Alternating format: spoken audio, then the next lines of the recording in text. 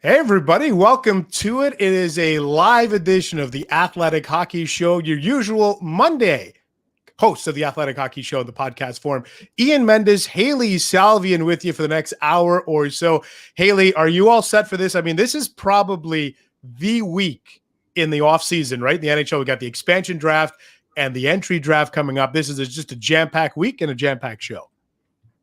Yeah, this show is my little break from everything else that's happening this week. So let's just add this into the to-do list, take it off Monday, and tons to talk about. And it should be fun with some of the guests today. Yeah, absolutely. You know what? And let's kick it off right now by bringing in somebody who might be as busy as anybody in the hockey world right now. That senior writer, Corey Pronman, is going to join us right now to kick off this live edition of the Athletic Hockey Show. Corey Pronman, thanks so much for doing this. Hey, give our viewers right now a sense of what your last couple of weeks have been like as you come into the draft on Friday and Saturday. I mean, a lot of the work's been done already in terms of trying to understand the players. So I think you're just kind of getting last minute information. You're kind of hearing how their interviews are going, any last minute medical stuff that may be coming in, trying to figure out who's going to go in what range. And also this week, because this is an interesting cycle due to all the schedules being messed up, there's actually been World Junior camps going on this week. So there's been some last minute player evaluations going on too. So it's a lot that's going on, but it's an important week, an important weekend in the amateur scouting world, and it's going to be exciting to see what happens on Friday. So, Corey, we're going to throw up your mock draft board up here for everyone else to look at, but could you maybe walk us through the way that you're projecting the first 10 picks to go come Friday? Right, and this was posted last Friday. There will be one more that posts before the draft if there's any changes that I make to the first round. But right now, we think it's all but assured that Owen Power will be the first overall pick to Buffalo. After that, I can't say anything is assured. Matthew Beniers seems like the direction Seattle will go at 2. I've heard speculation of William Eklund there, but I believe it will be Beniers when it's all said and done. And then I think it could be either Genther or Eklund at 3 to Anaheim. And then after that, I would say New Jersey at 4, Luke Hughes, both in terms of talent reasons. Also, it'll be a really interesting story if he gets to play with his brother there in New Jersey. And I would say after New Jersey, there's a little bit more uncertainty around the league in terms of how the rest of the top 10 is going to go.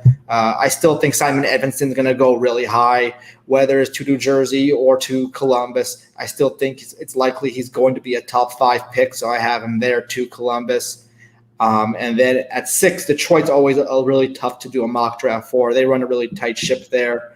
But we have Mason McTavish going in there, who had a really strong end of the season, being one of the best players at the U18 World Championships, and he's kind of how I see him becoming a really important centerpiece in the rebuild, which they don't have yet. And then William Eklund going 7 to San Jose. You know, what I think is interesting about this board, you got Sebastian Cossa going to Ottawa at 10. Goalies are always the wild card, Corey, going into any draft. But this year maybe more so than other years because you got 2 that are projected to maybe go in the first round. Could you maybe walk us through where you see the goalies going, what teams might be interested in taking a netminder in the first round? Yeah, I think Ottawa and Chicago are the 2 teams I hear speculated the most in terms of the goalies, just because of the talent of the 2 and just looking at their depth charts and seeing a logical fit. There's a couple of organizations you think logically just won't do that. Jake Ottinger was a first-round pick by Dallas a couple of years ago. Igor Shesterkin in New York, is a young and really talented goalie who's had a lot of success in his early start in the NHL. So there's a couple of organizations that may not make a lot of sense. Nashville just used a first-round pick on one recently. But there's a couple of other ones. You could see St. Louis doing it. You could see Edmonton doing it if they lasted that long. But at least high in the draft, if one and maybe both go high in the draft, I think Ottawa and Chicago make a lot of sense. And Corey, this is a Seattle draft show as well. So if we can just ask you, and you had a great piece that came out just after the expansion lists were released, just on some of the prospects that Seattle should be looking at or should be staying away from. Can you maybe give us a few examples from the ones they should hone in on and the ones that they should maybe pass on? Yeah, I think Jake Bean is the young player that wasn't protected by Carolina just due to the fact they have so many options on that roster. He's probably the most interesting young player there. 2 years ago, he was Defenseman of the Year in the American League. I didn't play huge minutes in Carolina this season, but again, because of the roster, I think that was the case. He's good skater, high skill level, really moves the puck well. I think in Seattle, he could step into that kind of lineup for them next season and be a top 4 defenseman. I think he's a really good young player, and he's the guy that I think is the most interesting player. A year ago, I did a similar exercise when our writers did protection lists, and it looked like Jesse Puljujarvi would have had a chance to be unprotected because given a year ago he wasn't even in the NHL. He came back, he played really well, so he's no longer one of the prime targets to claim. There's a couple of other guys that are interesting. I think it's possible Jordan Eberle will be the pick from the island, but I think Kiefer Bellows would be a really interesting player to go after.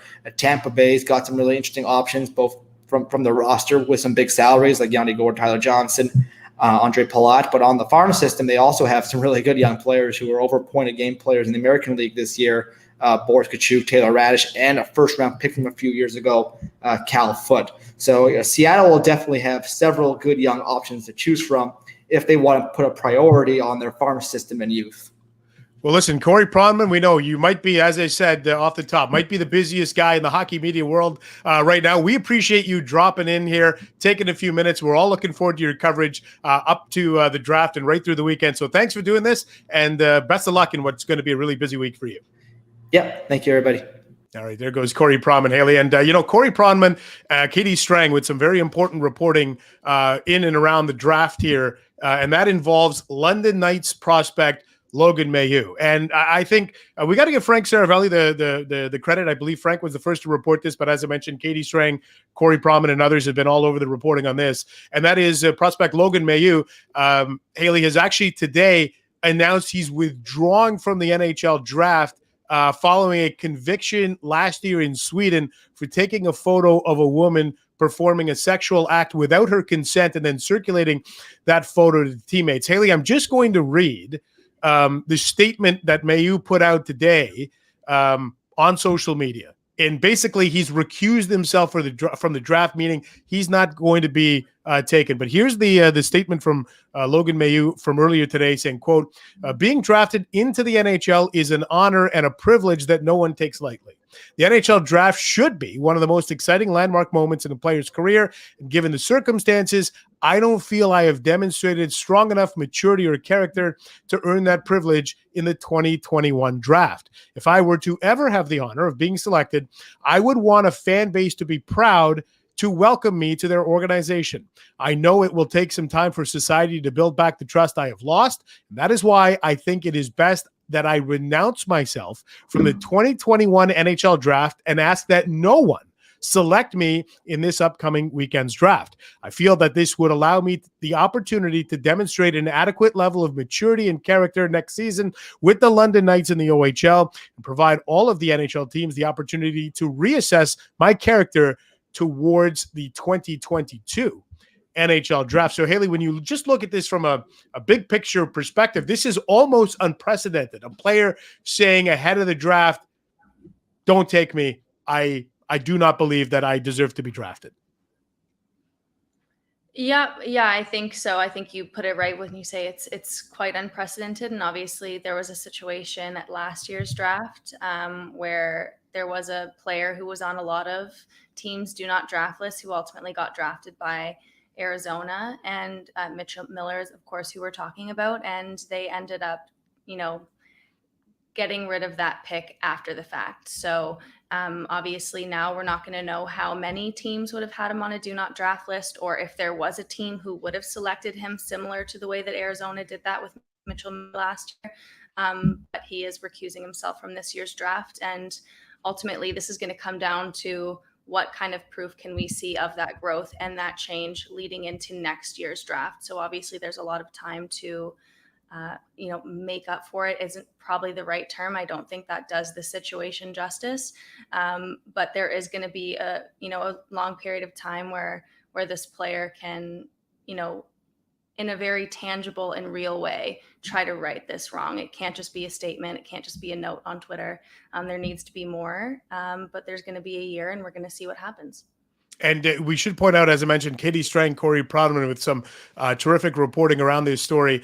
The woman involved in this story did send an email to The Athletic in which she says, quote, "I do not think Logan has understood the seriousness of his behavior.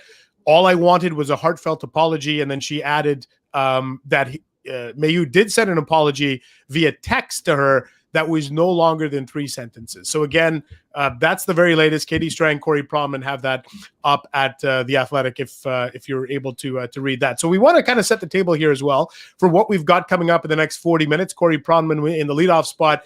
We got JT Brown, new television analyst for the Seattle Kraken, coming up here on deck. Scott Wheeler, we'll talk some more about the NHL Draft coming up on Friday and Saturday with another one of our prospect experts in Scott Wheeler.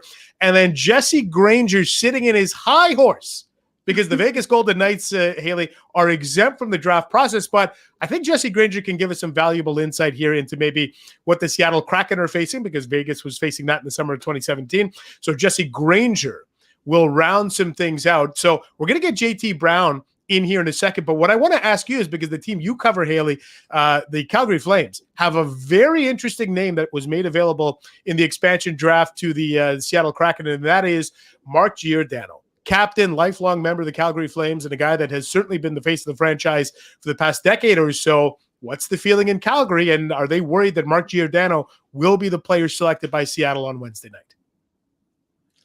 I think so, yeah. I think if you look down the list of players who are available from the Calgary Flames, Mark Giordano is at the top of that list for a number of reasons. Yes, he is turning 38 years old next season, and yes, he has just under a $7 million cap hit, but he's a 13-year veteran. He won the Norris Trophy just 2 years ago. He's been the captain of this team since 2013, taking over for Jerome McGinley. He's the second longest tenured player in Calgary Flames franchise history. So there's a lot there with Mark Giordano. There's a lot that the Flames are going to miss. But I think at the end of the day, Calgary has 2 young defensemen in Rasmus Andersson and Noah Hannafin, and they have Chris Tanev, who is coming off of a really exemplary season, and he's younger and he comes with a lower cap hit. So I think from a sentimental place, you don't want to lose Mark Giordano. You want him to play his 1,000th game in Calgary, which is coming up this season, barring any unforeseen injuries. We don't want to jinx anything, but he would be coming up on his 1,000th game. And it would be great for a lot of people, fans, the organization, Mark Giordano's family, to see him get the silver stick in Calgary, see him retire as a Calgary Flame. But at the end of the day, when we're talking about Seattle, these are business decisions and these are hockey operations decisions. And I think there is a genuine sense that Mark Giordano might be a member of the Seattle Kraken or somewhere else if there's a side deal come next season. There's always the opportunity for side deals here. Those can be negotiated up until Wednesday, but it really remains to be seen. And I think Mark Giordano is one of the top defensemen who are going to be available to Seattle when you just go through the league-wide protection list too. Well, I'll tell you what, will the Seattle Kraken take Mark Giordano? Let's bring in our next guest, longtime member of the National Hockey League, and now he's ready to be the analyst on the television side of things for the Seattle Kraken in their inaugural season. We say hello to JT Brown, joining us here live on the Athletic Hockey Show on this Tuesday. JT, does that sound right to you? Does it feel right when I say, welcome television analyst JT Brown? Is that sunk in for you? I'm getting used to it, but yeah, I think it's going to have a nice little ring to it. Well, hey, listen, let's start with the excitement level in Seattle right now for the expansion draft. Like, if I'm not mistaken, you're in Seattle now. So is there some buzz going on in the city about what's about to happen here in the next 24 hours? Definitely. It's exciting times right now. A lot going on still, but we're all looking forward to the expansion draft. It's going to be a good show. And JT, we're going to put up a list of some of the notable players who are available for Seattle to choose. You've played against a lot of these players, played with some of these players. If you're in the hot seat and you're making these decisions, who do you want to start your franchise with? On this list right here, just picking, you want me just to pick one? You can pick anyone on this list or anyone that you know is available for Seattle to choose. Because I'm going to tell you, everybody on this list is good. I don't think there is a bad choice. I think that they have a lot of work cut out in the hockey ops room. But, a guy like you were just talking about, and Mark Giordano is a veteran who has played. I've played against him. Seemingly enough, that was actually my first fight in the league was against him. But he's a good player, good, strong defenseman. That's somebody that, they may take. You just never really know. You brought up side deals just a few minutes ago. There's so much that goes into this beyond just there's a great list of players. Let's pick the best one. So, again, it's really hard. There's a lot of good players on just about every team that, could be coming here. JT, the name that I never thought would be available, certainly 3-4 weeks ago when the Montreal Canadiens were deep in the Stanley Cup playoffs, I'd never envisioned a scenario where Carey Price would be available here in the expansion draft. But here we are. That absolutely is on the table. So what are the pros and cons here if you're Seattle, if you're Ron Francis and company, and potentially looking at Carey Price? I mean, I think the first thing is injury. I read that, he had to get injury checked out, making sure that is okay. You look at the cap hit as well. I think that's definitely something that you have to look at when you're building the rest of your team out. But then on top of, the pro side, we just watched what he did in the Stanley Cup playoffs. So, if you get a goalie that's playing like that, he's going to win games for you. And, that's obviously a positive for, the Seattle to look at. We're going to have Jesse Granger, who's our Vegas Golden Knights writer, on later on in the show. And the Golden Knights really kind of set a blueprint of what success could look like coming out of an expansion draft. I think they were a pleasant surprise to a lot of people. Is there a pressure to perform for the Seattle Kraken given what Vegas did just a few years ago? Yeah, I think there's going to be pressure. They were so successful in their inaugural season with what they did. I think Seattle may have a little bit of a tougher chance just because people have gone through this, just recently. They're going to make some changes as to who they're protecting, what deals they're going to make on the side. So I think there will always be that pressure being the new team and, wanting to, I guess, top what Vegas did. So there should be some pressure. But again, I think it's going to be a little bit of a different scenario than, say, last time around. JT, I think a lot of us, when we think of you as a player, we think of you in that Tampa Bay Lightning jersey. And Tampa Bay, obviously, as a two-time defending Stanley Cup champion, might have the deepest collection of players available here for Seattle. You're very familiar with a lot of them, whether it's Alex Killorn or Andre Palat or Tyler Johnson.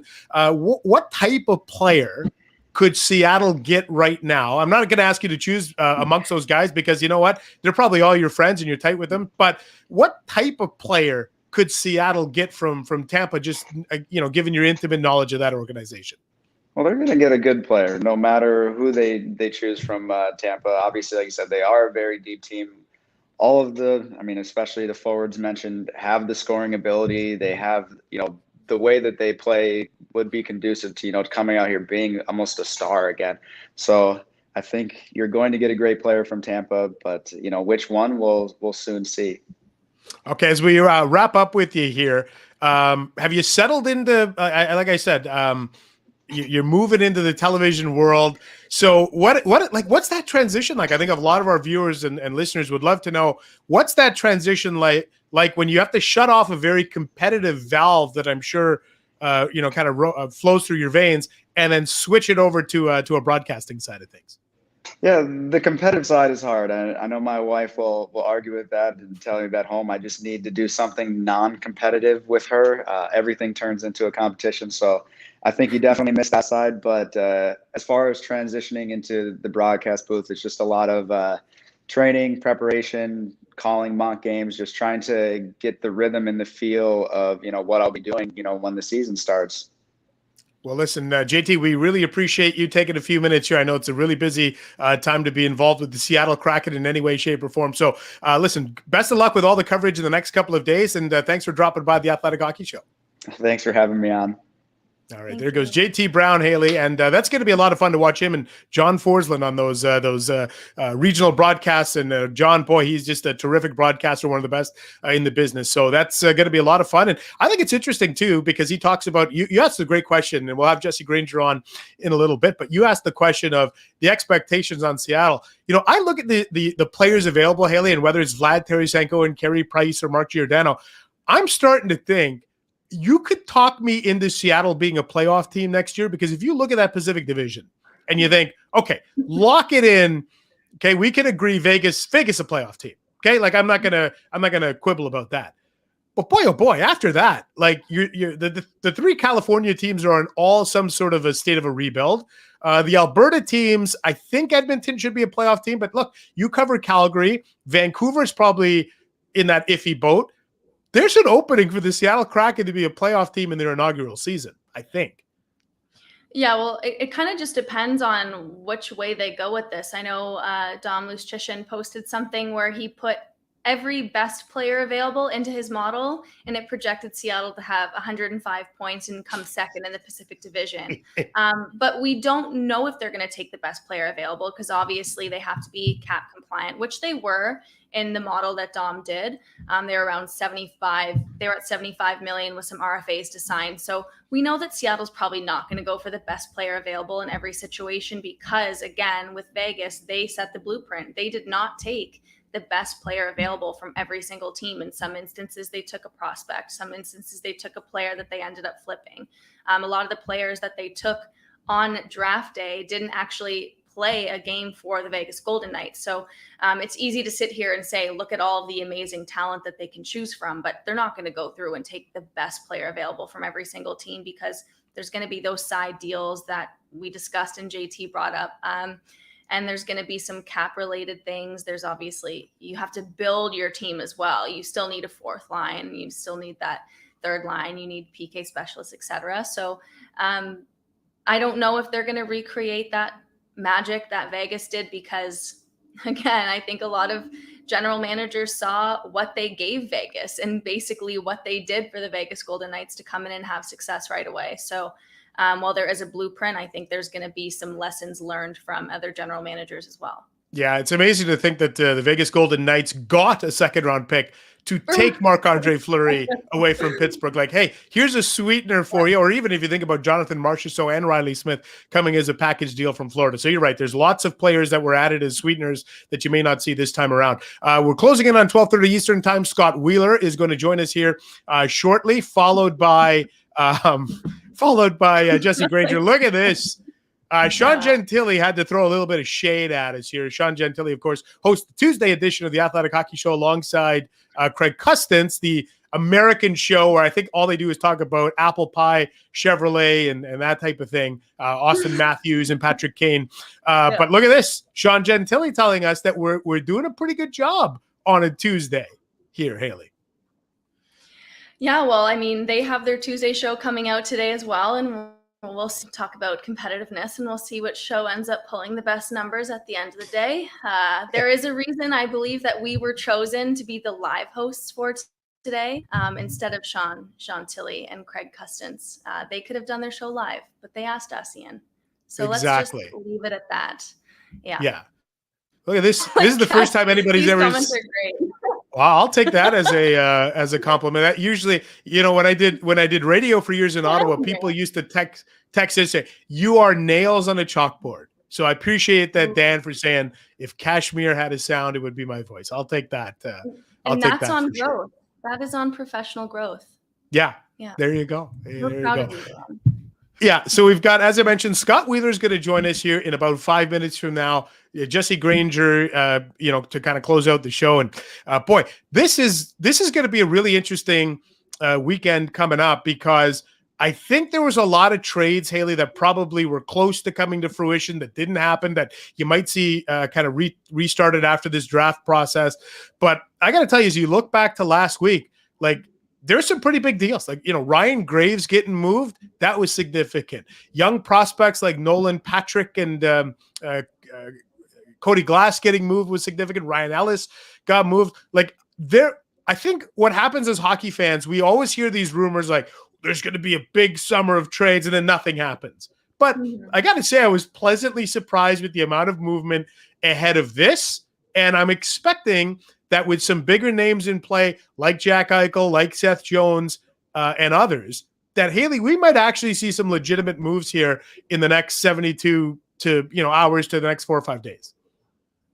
Yeah, especially when you hear so much just in a lot of the conversations that I've been having with people around the league and even our colleagues at The Athletic. I think there's a lot of trades that have been potentially stalled because of Seattle. A lot of teams are waiting to see who they end up keeping, or if there's a side deal they make with the Kraken, who they end up losing, how much space they're working with. So I think a lot of those blockbusters that we've been talking about for a long time are being pushed back until the draft. And usually when you look at a normal calendar year, draft day is when some GMs do some of their biggest moves, because it's, you're working with all the other teams in the league. It's not the deadline where you're only working with maybe the guys who are looking to add for a rental, or, you just have more people to work with to broker deals. There's more of a market. And once Seattle is come and gone and GMs have a better idea of what they're working with for next season, again, like I said, who they've lost, what kind of cap space they have heading into next season, I think we're going to start to see things roll a little bit more on the first day of the draft, and even once this trade freeze lifts. All right. Well, listen, I mentioned that we would have Scott Wheeler standing by, another one of our terrific writers with The Athletic who covers the prospects side of things. And we'll bring Scott Wheeler into this live edition of the Athletic Hockey Show here on this Tuesday, leading into, again, expansion draft goes Wednesday, and then all eyes will be on the entry draft, as it used to be called. But it's the NHL Draft, which will take place starting Friday night. You've got round 1, and then Saturday, rounds 2 through 7. So I think we'll bring Scott Wheeler in here. And I'm really curious to ask you, Scott, first of all, thanks for doing this. And thanks. Hey, listen, he's repping. Maybe we should have been repping the Athletic gear. Did we miss a memo here? I mean, we're all supposed to be on the same team here, so I don't know. Geez. Yeah, maybe we made a mistake. Hey, listen, I asked this question to Corey Pronman. I'll ask it to you, Scott. You put in thousands of hours of work in the past year, kind of leading up to this moment. So what are these next couple of days like for you, as you see all of your hard work is kind of all coming to a head here leading into Friday's draft?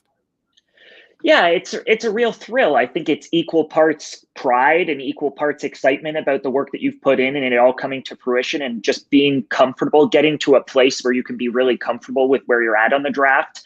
And that's ultimately, I think, where I'm at this point. It's been a long road. This was a different year outside of the World Juniors. I only hit the road once this season to go out to Edmonton, so I didn't have my typical travel schedule to see all of these players play in person. So there's a lot that went into it. It was a lot more time spent on the phone, a lot more time spent watching these kids on video, and just trying to learn about them and sort of source them, if you will, in a different way than you're typically used to. So it was a process that looked and felt a lot different. But I think now we're at a place where virtually all of these kids have played in some way or another, except for a few of the kids that will likely be picked out of the OHL. And the draft class isn't going to feel maybe as weird and as daunting as we expected it would back in, say, September, October, when we still weren't even sure what seasons were going to look like. So it was a different year. We were scouting different leagues. We were watching players play in places like Slovakia and Switzerland, where they don't typically play, or at least where top prospects don't typically play. From top to bottom, it just felt a little bit different. And now it's just about putting the finishing touches on and sort of tying all of your little bows here. And Scott, we had Corey on at the top of the show, and he kind of ran through his projection for how Friday is going to go. And it seems like there is kind of this consensus top 9 among this draft class, but wondering if we can get you to expand on what could happen after that. I know it's kind of crazy because there's just so many options, but after that 9th pick with Kent Johnson, how do you see the rest of this draft playing out, or maybe a couple of options of what you could see happening? Well, I think that top 9 is really a pretty firm top 9. The only threats to sort of breaking in and really shaking it up are always the same threats, which are the goalies. The goalies are always the wild card. That was true of Spencer Knight and Yaroslav Askarov in the last couple of years, and that's true again this year of Sebastian Costa and Jesper Wallstedt. The difference this year is obviously that there's 2 of them.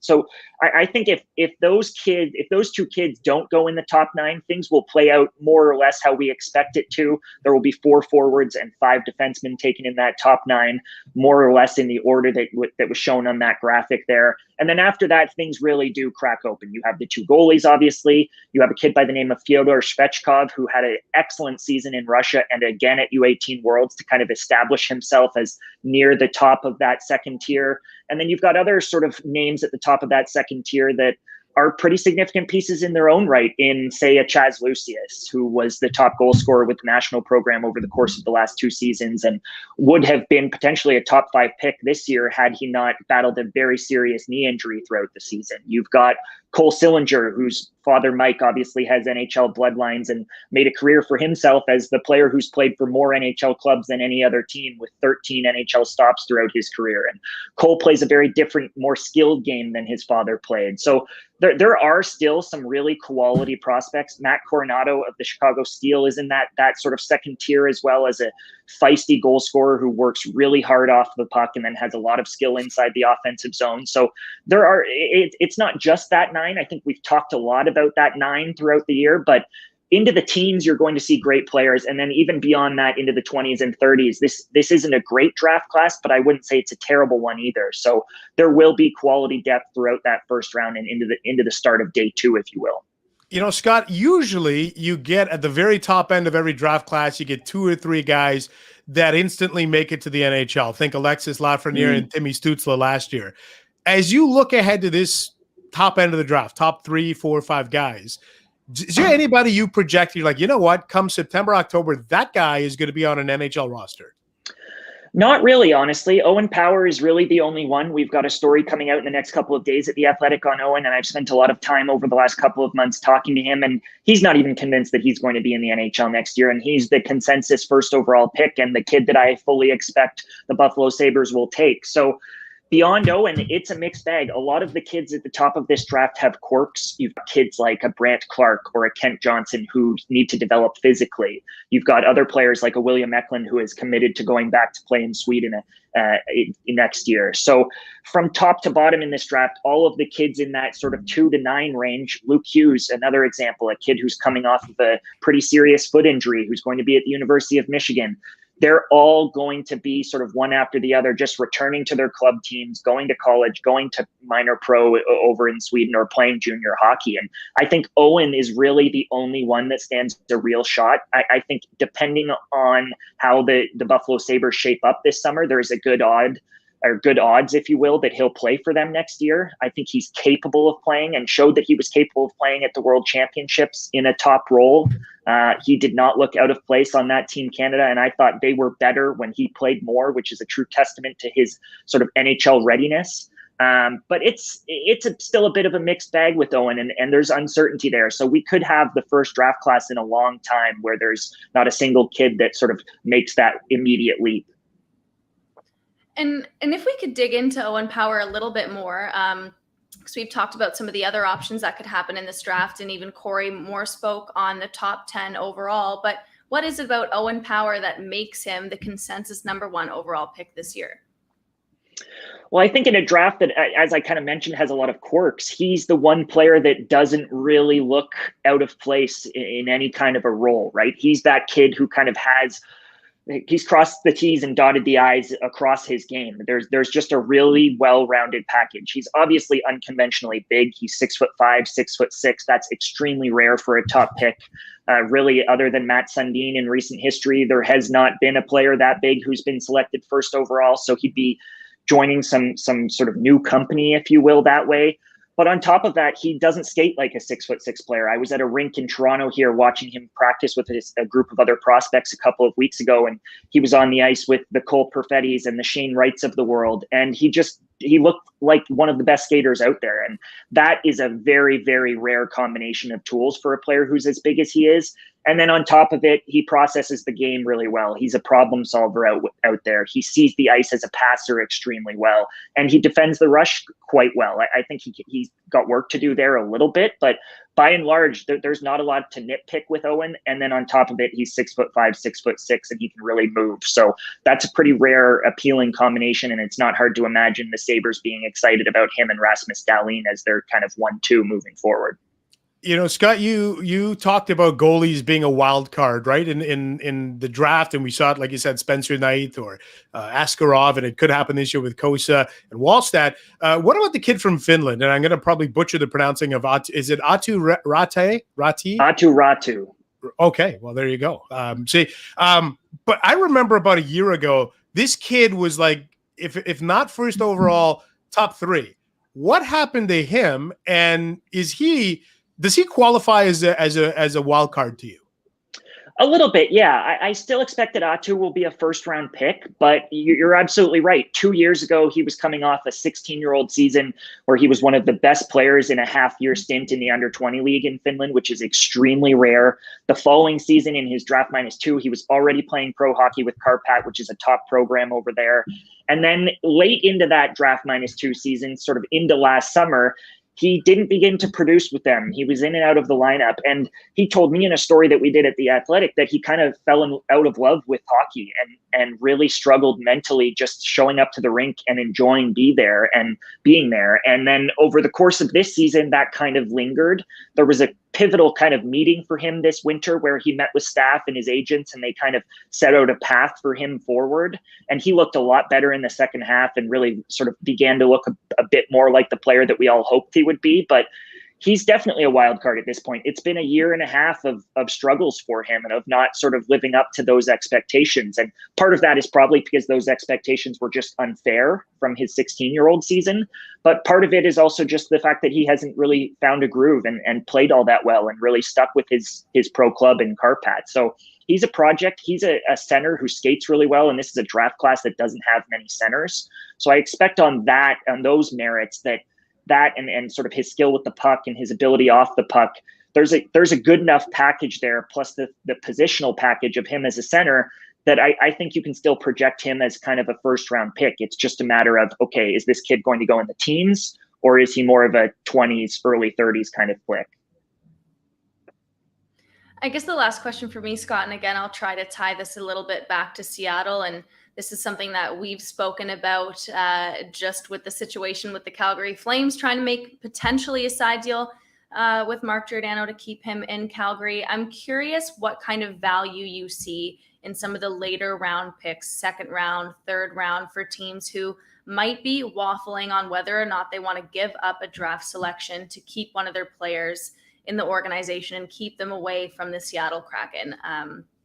Obviously, depends on what kind of player we're talking about. But do you see this being a particularly deep draft where organizations should be saying, you're not touching my second or third rounders?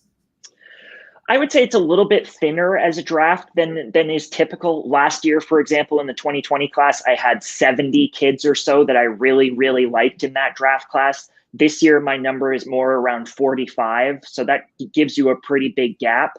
I think there's a second tier from sort of that 45 range into the 80s that I also like, but there's really probably only 83, 84 kids in this draft that I would be excited about drafting. And some of those kids will be available in those rounds, even kids that I have ranked in the late 20s, 30s, 40s. Some of those kids will still be lingering into the second, third, fourth round. So I do think there will be value to tap into there.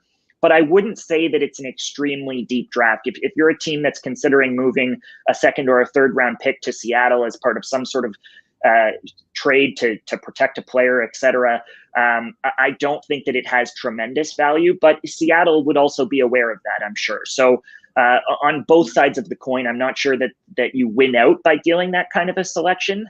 But it is something to consider, that this draft is probably a little bit weaker than we're used to. And a final question then for me as well, Scott, as we talk about Seattle, was there any players like in kind of that prospect pool that jumped out to you that were left exposed by their team that maybe Seattle can take on Wednesday? Maybe somebody in their early 20s that maybe hasn't found a fit with their current organization that, boy, if you were Seattle, you'd be all over that player. Yeah, I heard Corey mention Jake Bean earlier, and I think that's an excellent answer. But there were a few other young defensemen that were sort of left hanging that I also think could be really interesting. Both Cale and Hayden Fleury, who are not related, I think are good young defensemen who have kind of been thrust as that sort of 5, 6, 7 D with their own organization, but may be able to sort of build towards something a little bit more important and a little bit more valuable with the new organization. And then the other player that really jumped out at me was Vince Dunn. I think Vince Dunn is a fabulous hockey player. I think he's been that since his junior days. I think he's been that with the St. Louis Blues. So I think Dunn could be a really, really important piece. And frankly, probably one of the 6 or 7 better pieces that are available for Seattle. So Dunn on top of Bean and the 2 Flurries are probably 4 young defensemen that I would strongly consider targeting. All right. And as we wrap up with you, Scott, here, I want you to give us Like, what's a good over-under on the number of words Scott Wheeler will write in the next few days? So between now and Sunday, what's a good number for us to? Is it 15,000? Is that too few? Is that too many? What's a good over-under number on the number of words Scott Wheeler is going to drop on the Athletic here in the days to come? Well, there's probably 10 to 15,000 that's already been filed that will roll out over the next couple of days, kind of one piece a day kind of thing. And then on Friday evening, you're looking at another 5. And then day 2, I mean, that piece is a monster because I've got to go over 180 some odd picks, right? So it's that day 2 is the biggest grind. Hopefully, frankly, that happens a little bit faster than it did a year ago because that was like a 12-hour marathon. Well, listen, I know whether it's 5,000 or 50,000 words, we know every one of them will be terrific from you, Scott. Appreciate the time and the insight, and best of luck in what's going to be a very busy week for you coming up. But thanks for taking the time to join Hailey and I here on the Athletic Hockey Show. Thanks, guys. All right, there goes Scott Wheeler. Yeah, I think actually maybe the guy to set the over-under, this is the perfect segue, Hailey. It's the guy who is based in Vegas. And usually when I have him on the Thursday show with Sean McAdoo, we have a segment called Granger Things, where Jesse Granger drops by to give us the kind of over-under and the lines in the hockey world.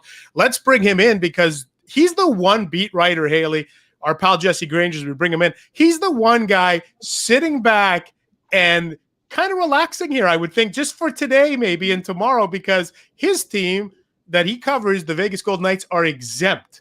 So what's this period like for Jesse Granger, Vegas Golden Knights beat reporters? The rest of us are creating mock expansion, exposed lists and protected lists. What's this like for you watching us all run around here like this? Yeah, I'll be honest. It's a little weird not being the center of attention the way the Golden Knights have found a way to be since they've basically come into this league. I mean, basically from the start, expansion, obviously they were the center of everything. That Stanley Cup final run they've been in, it feels like, on every major free agent, every major trade target. So it's kind of nice to sit back and watch the other teams work. But like I said, it has been a little weird not being as involved as they usually are. Do you have any advice for somebody like Ryan Clark, who is going through what you did a couple of years ago? He's so busy that he wouldn't come talk to us today. Just to I totally get that. Yeah, my advice would be to just enjoy it. I mean, covering an expansion team was so much fun for me. You get to experience things that you wouldn't get to experience covering a normal team. I mean, I got to be there at the press conference for pretty much every hire.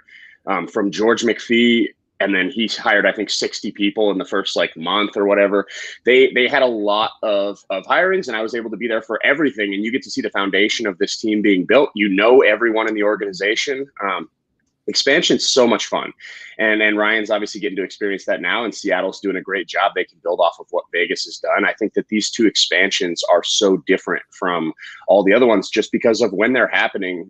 With social media, obviously Seattle's doing a phenomenal job with that, but just the way things are today, the expansion is different, and it was fun for me. I'm sure Ryan's having a blast. You know, I think are you old enough to have covered Ottawa expansion? Maybe not.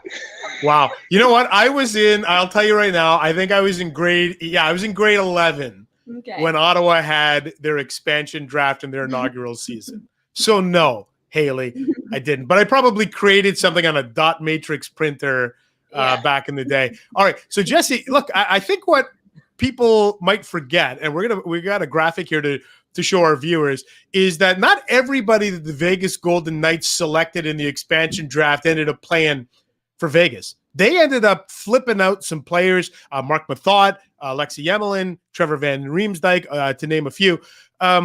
What do you remember about that time, and how much of the strategy from George McPhee was, we're going to grab some guys for the sole purpose of flipping them out to other teams? Yeah, I remember it was pretty chaotic the night of the expansion draft. There were so many deals being reported. Obviously, the deals that kind of protected players, like, for example, Minnesota dealt Alex Tuck to convince the Golden Knights to stay away from a guy like Matt Dumba. And there were those types of deals. Shea Theodore from Anaheim to protect their defensemen that were exposed. William Karlsson. There were a lot of those deals. But then almost immediately after and the day after, there were a lot of deals for players that were selected. And I'm sure it's going to be a similar situation for Seattle. I was talking to Kelly McCrimmon and George McPhee leading up to this.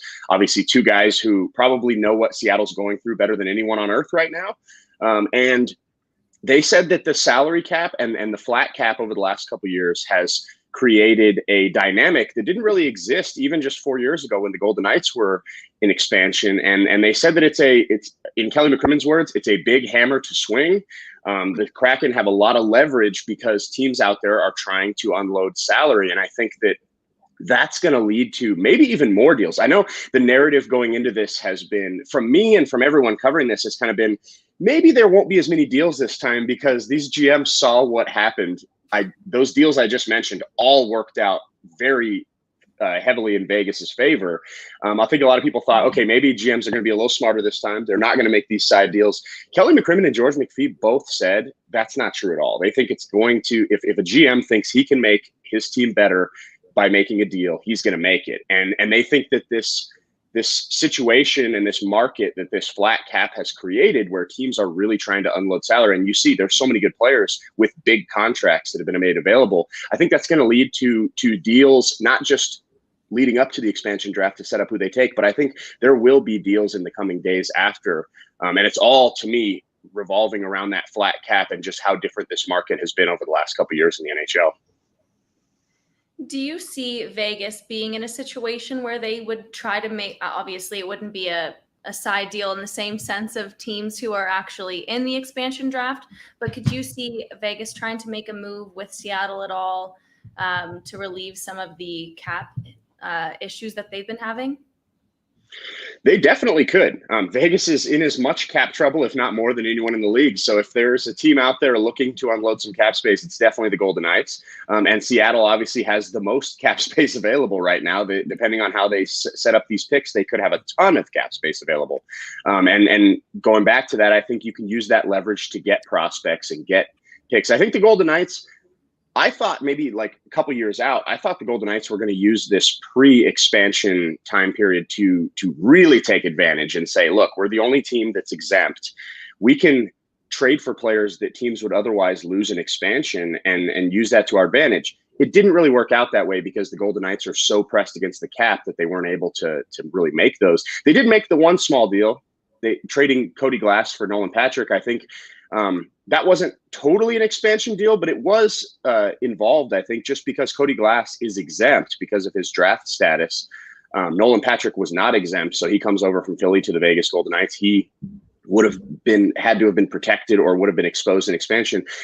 Cody Glass, on the other hand, hadn't played that third year of pro hockey, so he goes to Nashville. The Predators don't have to protect him. I think that's a big reason why the Predators made that swap. So the Golden Knights have been trying to take advantage of that, and I think that they may look at Seattle to try to make a deal after expansion's over. You know, I look at Jesse, I look at the Vegas Golden Knights, and I think so much of their early success was hinged on Marc-Andre Fleury. They got Marc-Andre Fleury from Pittsburgh, and he has been nothing but, solid in between the pipes. And now the Seattle Kraken, I think, are facing a rather similar situation in that here's Carey Price at about the same age, a guy with Hall of Fame credentials. So do you think Seattle looks at what Marc-Andre Fleury has done for that franchise in terms of bringing them stability, credibility, all of those things? And do you think Seattle says, man, we could have Marc-Andre Fleury 2.0 in Carey Price and we're competitive right away? I think it's hard for them not to look at that. You mentioned the stability. To me, that's the biggest thing. Marc-Andre Fleury has been phenomenal between the pipes, and especially in that inaugural season. I remember the first game in team history. It was in Dallas, and obviously at that time, we all expected them to be bad because they were an expansion team. And the Golden Knights got run off the ice in Dallas. I don't remember what the shot total was, but it was very lopsided. But Marc-Andre Fleury was spectacular, and they won that game. James Neal scored it from his butt. He had fallen down and scored it from laying on the ice. It was a fun game, and I remember from that moment, it was like, man, that's the backbone of this team. He's going to help keep this team competitive. Obviously, they didn't need him to keep them competitive. They were a really good team, so that didn't happen. But I think that's the number one position that no matter what you do elsewhere in this expansion, because Seattle Hailey was mentioning it earlier, they could go out there and try to build the best team possible, or they could say, you know what, we're going to use this leverage. We're going to take some contracts that teams don't want We're going to collect picks. We're going to build for the future. But if you get a good goalie back there, even no matter which way you go, that guy can keep you competitive in games. And the stability. Marc-Andre Fleury brought a leadership, a winning culture to the Golden Knights. Guys in that locker room saw that guy behind them and believed we can win these games in a way that I don't think they would have without him back there. And in the off seasons, they get a guy like Paul Stastny. They trade for Max Pacioretty, who wants to play here. They trade for Mark Stone, who signs a long-term deal. They get all these free agents. I don't think that all of those deals happen without a guy like Marc-Andre Fleury, who they talk to him. He tells them how good Vegas is. Seattle's going to need that too. I think Carey Price can do more for them, maybe off the ice, than he could on the ice. And the goalie position is the perfect spot to start.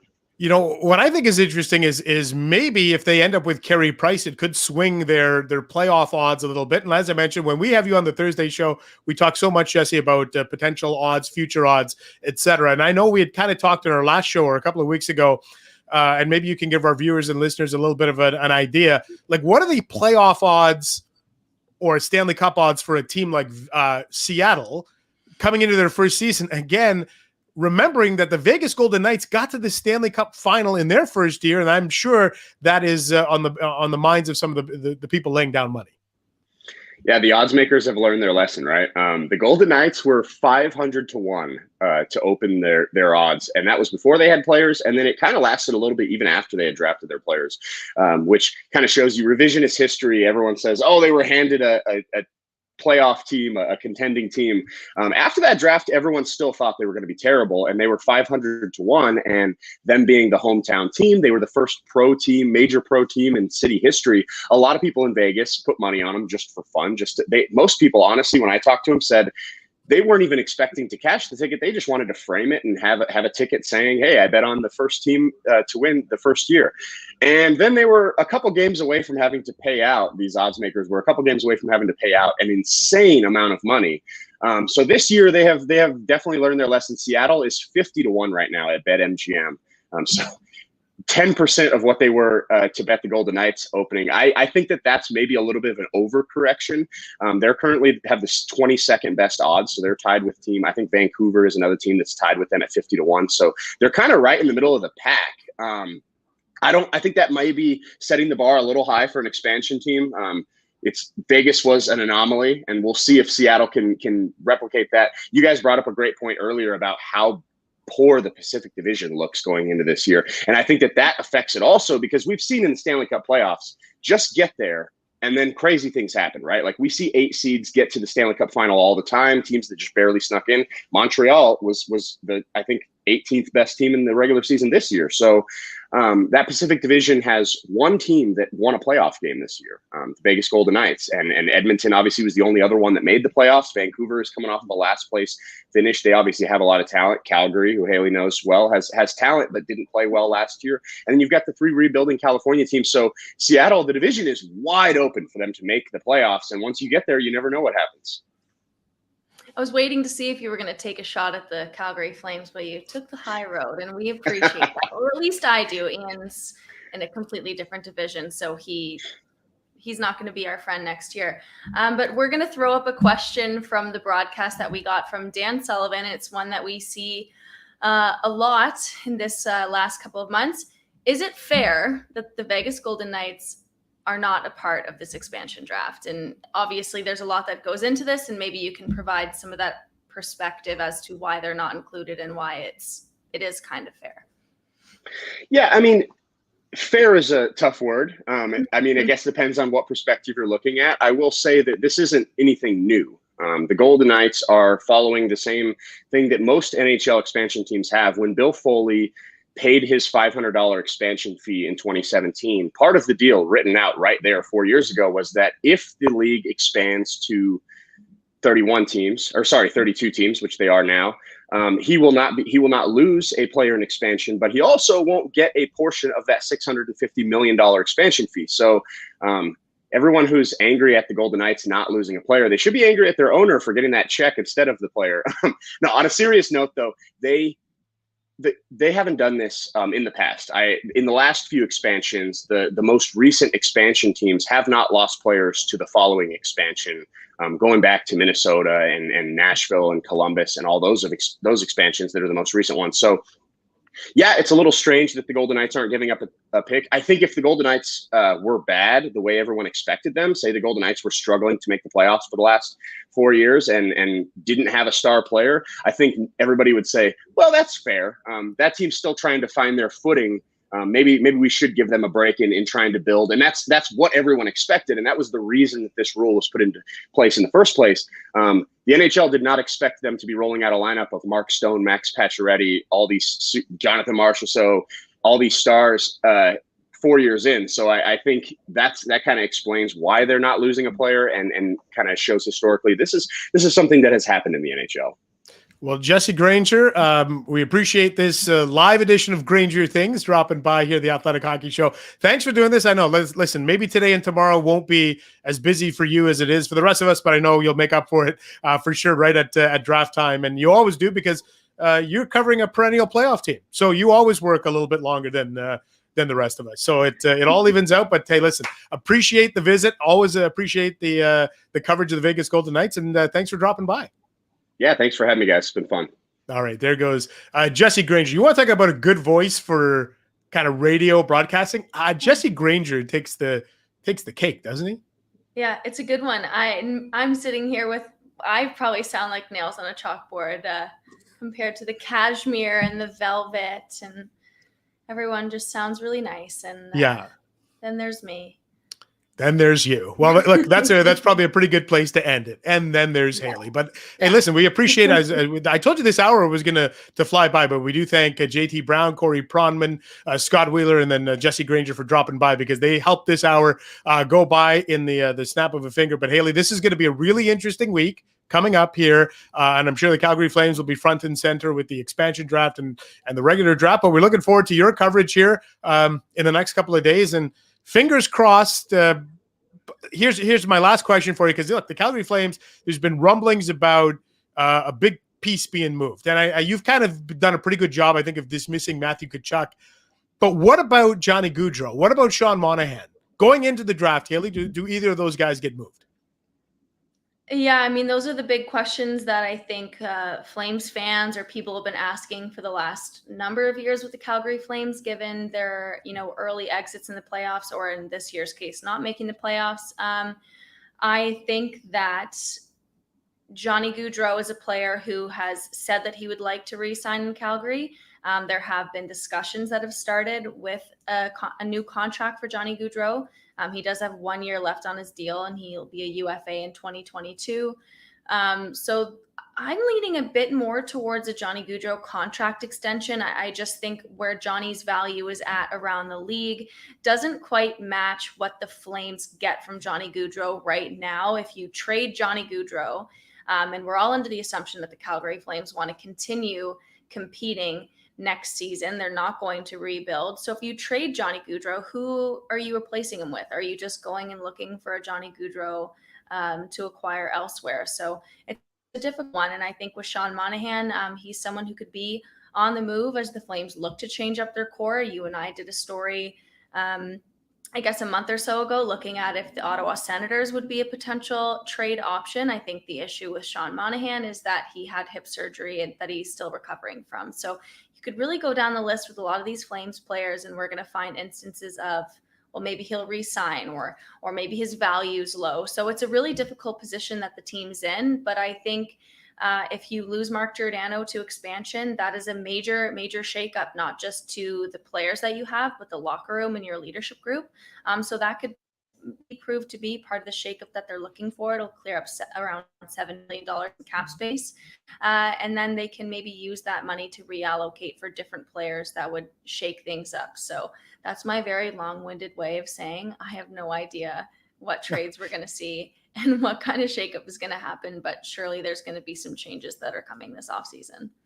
Yeah, Monahan, Gaudreau, just a couple of the names to watch here around the National Hockey League. So, Hailey, we'll leave it there. This was a lot of fun. Thanks for doing this.